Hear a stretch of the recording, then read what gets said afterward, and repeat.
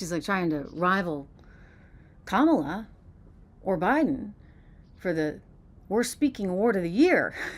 Anyway, she went on CNN and she was kind of tongue-tied, and then suddenly finds herself in a position where I'm pretty sure she just admitted that this was a coup. I mean, I'm curious to get your take. Again, we're on a live show here. I'm coming to you from Ireland. It's great to see so many familiar faces and some new ones as well. Thank you for being here. I so appreciate it. But here's Nancy Pelosi. I want you to see her talking about that coup, that little coup that just went down. Whether it's, well, it's the first bill that protect our assault, bill. COVID. Shots in the arm, money in the pockets, children in school, people at work, the infrastructure bill, building in a way that is respectful of communities, chips and science. Have you spoken to President Biden since he dropped out? No, I have not. Do you hope to? Yes, I hope to. Yeah. We're all busy. Is everything okay with your relationship? You'd have to ask him, but I hope Okay. so. But he knows.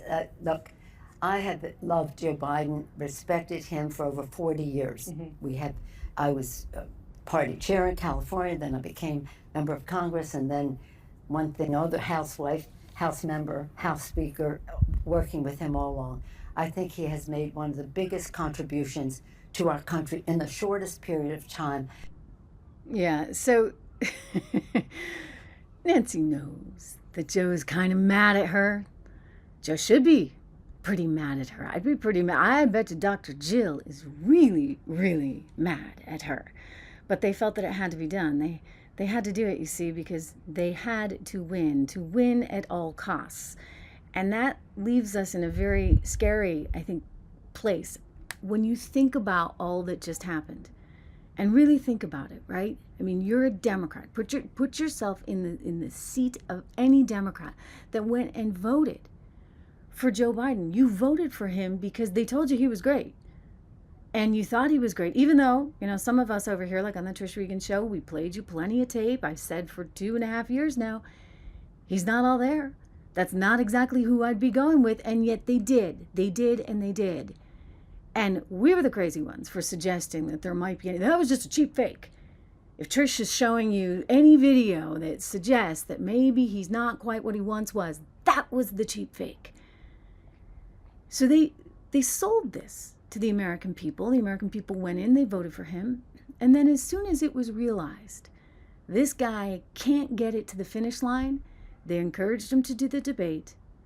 And then they just took him apart. I mean, look at how the mainstream media worked in concert with the operatives in the Democrat Party to make sure that Joe would step down. And he was reluctant, as we knew he would be, right? He's got the keys to the kingdom. You think he wants to give those up? So there were a lot of negotiations that went down, and then they just kept putting the pressure on. And eventually, they got their gal in there who can't win an election, a nationwide election, to save her life. The only way this ever could have happened is if you orchestrated it. And that's what's scary, especially if Donald Trump wins. And look, very, very close polls, as we have discussed. The fact that they have this on their radar, we're going to show you Congressman Raskin, the fact that this is even on their radar, we're talking the 14th Amendment, Section 3, that should alarm you. What can be put into the Constitution can slip away from you very quickly. And the greatest example going on right now before our very eyes is Section 3 of the 14th Amendment, which they're just disappearing with a magic wand, as if it doesn't exist, even though it could not be clearer what it's stating. And so, they want to kick it to Congress. So it's going to be up to us on January 6, 2025 to tell the rampaging Trump mobs that he's disqualified. And then we need bodyguards for everybody in Civil War conditions, all because the 9 justices, not all of them, but these justices who have not many cases to look at every year, not that much work to do, a huge staff, great protection, simply do not want to do their job and interpret what the great 14th Amendment means. And I'm glad that shows. I know I played that for you a couple times throughout the show, but it is so important. It is so important for you to understand what we're really up against right now. It's so important for you to also take control of your own future, however that may be.